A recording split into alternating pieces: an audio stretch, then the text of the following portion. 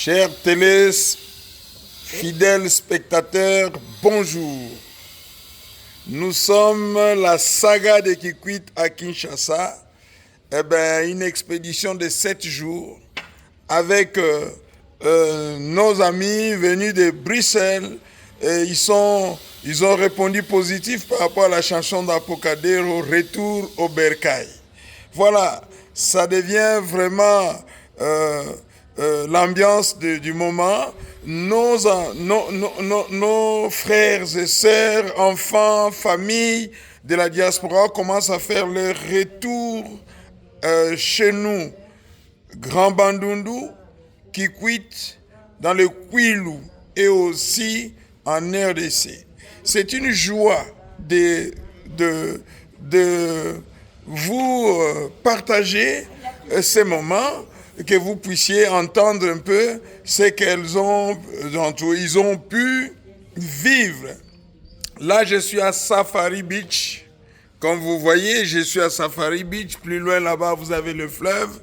Donc, nous allons d'abord prendre Mademoiselle Grace. Grace, qui vient aussi de Bruxelles. En tout cas, il y avait, on va dire, 4 personnes qui sont sorties de Bruxelles pour visiter le Kwilu et Kikwit.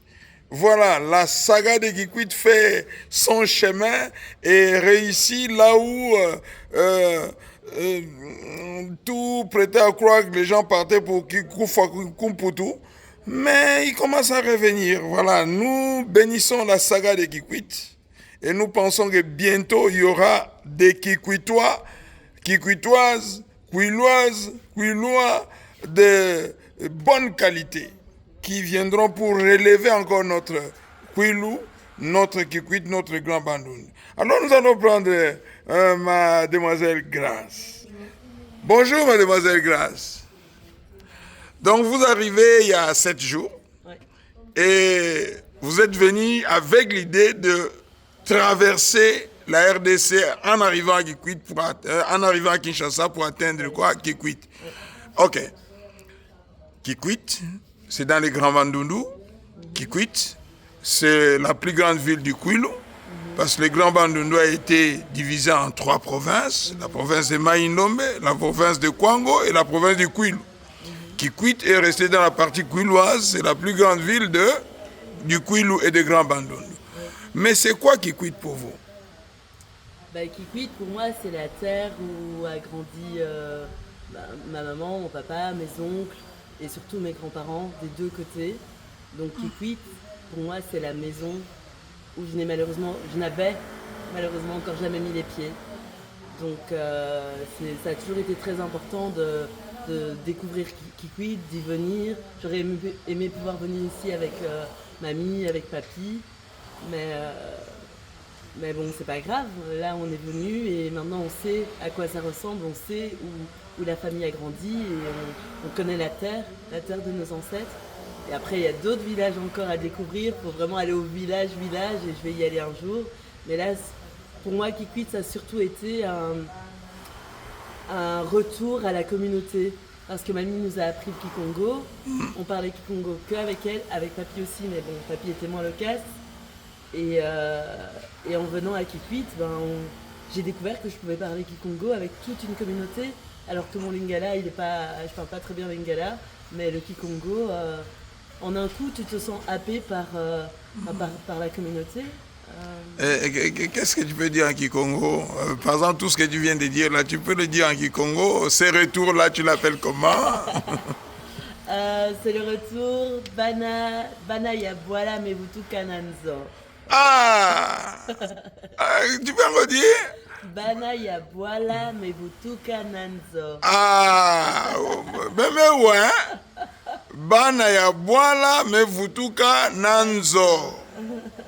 Bon, Mevutu Kananzo, Kisika ya Kisina Nabo. C'est pour cela que na Mouban savait faire idika Kikwiti Sambu.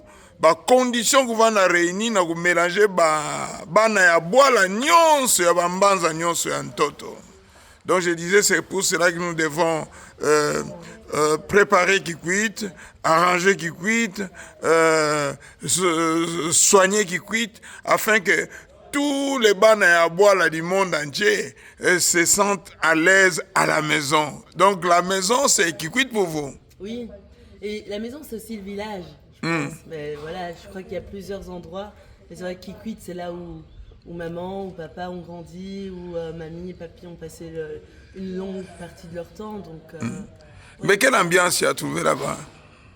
ah, moi j'ai trouvé que c'était calme. Il y a deux, en fait, il y a deux vibes à Kikwit, il y a deux ambiances. Il y a Kikwit ville, où c'est sûr, il y a plus de monde et le trafic, ben, c'est le trafic comme on le connaît, comme à Kinshasa, mais en plus doux. Et puis il y a Kikwit calme, avec des beaux paysages, la rivière Kwilu, des étendues vastes, magnifiques. Et c'est ça en fait, toute la richesse et la beauté de Kikwit, c'est de pouvoir avoir accès à ces deux énergies, ces deux ambiances, une plus rapide et une qui est beaucoup plus calme et beaucoup plus... Et plus proche de toi, tous ceux qui ont vécu ces moments avec toi à Kikwit, je veux parler de la population, les familles, tout cela. Comment tu as trouvé les gens de Kikwit? Moi j'ai senti que que les personnes étaient très accessibles, j'aime bien pouvoir m'adresser aux gens dans la rue et dire bonjour. Là, j'ai ressenti à Kikwit que je pouvais le faire. Donc, je disais Mbote, ça va. Ça va bien. Et les gens étaient surpris que je parle Kikongo, mais surpris dans le bon sens. Très, très accueillant, très bienveillant. Et puis, les enfants de Amour, Kikwit, quoi. ils sont dans mon cœur, vraiment. Ouais, Mais quand là où on est au niveau des Kikwitoui, dans un faubourg où on a été visiter une usine de fabrication d'eau, n'est-ce pas? Et tu vois une maman avec son bébé. Qu'est-ce qui s'est passé? On venait juste de se garer et elle était sur le bas-côté, elle essayait de reprendre la table, mais en portant son bébé. Et maman lui a demandé quel âge elle avait. Quel âge avait... Oui, vas-y. Donc, on lui a demandé quel âge avait son bébé. Elle a dit 3 ans. Et comme elle paraissait assez jeune, on lui a aussi demandé quel âge elle avait. Elle en avait 17. Ouais. Et donc, enfin voilà, ça nous a pas laissé indifférentes. C'est touchant de voir une jeune femme si jeune comme ça, avec un bébé en bas âge. Enfin, moi, en tout cas, elle m'a très très fort touchée. Et je pense qu'on a toutes été touchés par sa situation. Donc on l'a aidée pour déplacer la table. Et si c'était à refaire, tu reviendrais? Ah mais moi j'ai envie de revenir à Kikwit plus longtemps. Hein. Là c'était express, 3 jours, c'était beaucoup trop court. Et puis quand tu dis plus longtemps, c'est combien de temps? Bah, au minimum 5 mois, hein, comme je t'ai dit. 5 mois? Ouais. C'est pas trop 5 mois? Non. Non. Non. Donc tu as déjà vu tout ce que tu pouvais faire, ce qui peut être ton occupation pendant 5 mois. Bah, déjà c'est tellement calme que se ressourcer, clairement, je vais me ressourcer à Kikwit. Je vais me balader, je vais aller dans des endroits où je n'ai pas pu aller et puis surtout connecter avec les gens. Mais quand tu dis se ressourcer, c'est qu'est-ce que tu veux dire par là? Me balader, sentir, en fait c'est surtout sentir l'énergie du lieu. À un moment donné, tu as dit, puisque j'étais là, je vous accompagnais, à un moment donné, tu as dit que tu te rends compte de la culture, mais de l'importance de l'héritage culturel. Oui, de l'importance de l'héritage culturel. Ouais. Moi, ça m'a beaucoup marqué.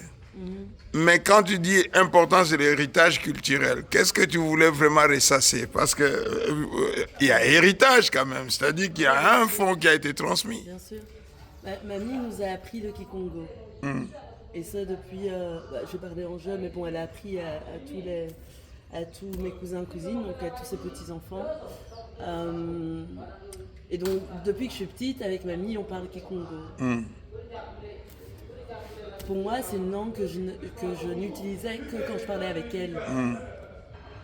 là, en venant ici, tu te rends compte, et donc après mamie est décédée, et comme je te disais, c'est un peu plus compliqué de parler Kikongo avec maman parce que maman, notre langue de base c'est le français. Et donc pour moi c'est toujours un peu plus difficile de switcher d'une langue à une autre quand je suis habituée à parler une certaine langue avec une personne. Donc le Kikongo je le perdais un peu et puis j'arrive ici à Kikwit et là je me rends compte de toute l'importance, de tout le poids, de toute la symbolique de cette langue. Dans le sens où c'est une langue que je parlais avec une personne en particulier. Et là, maintenant, je peux la parler avec toute une communauté. C'est énorme. Alors que ça fait 10 ans que maintenant que mamie est partie. Donc ça fait 10 ans plus ou moins que je ne parle plus le Kikongo. Et là, je peux parler avec vraiment... Enfin, c'est le seul moyen que j'ai pour pouvoir connecter avec toute une communauté. Merci. Donc, oui, la langue, pour moi, c'est l'aspect le plus important de notre héritage culturel. Parce qu'il faut communiquer. Et la langue est essentielle pour communiquer.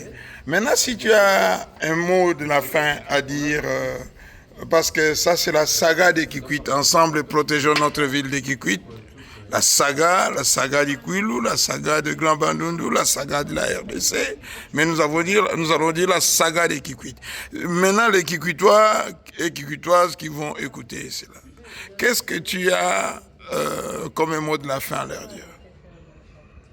Vous avez une ville qui est magnifique, vraiment. Parfois, je sais que quand on est dans un endroit, on oublie un peu la beauté de cet endroit parce qu'on est tellement immergé dedans. Mais je peux vous assurer que moi qui suis venue à Kikwit pour la première fois, je suis restée sans voix. Que ce soit les montagnes, enfin je veux dire quand on voit au loin un peu les collines, que ce soit la rivière Kwilu, que ce soit quand on rentre dans les terres, enfin Kikwit c'est magnifique. Et donc si jamais vous avez oublié à quel point la ville est belle, voilà, sachez que... Dites-leur un peu ça à Kikongo. Kikwit ke kitoko mingi. Voilà. Merci beaucoup, mademoiselle Grace. Avec plaisir. Voilà. Nous pensons que nous avons tous entendu. Kikwit ke boala kitoko. Mingi. Merci beaucoup, c'est la saga de Kikwit. Retour au bercail, hein? Et ça va continuer, et ça va continuer, et ça va continuer, et ça va encore continuer. Le retour au bercail. C'est votre serviteur, humble serviteur, le pasteur Joseph Kimpiabi, JDK Décor. Je vous dis tous merci et au revoir. Que Dieu vous bénisse. Abonnez-vous massivement et partagez.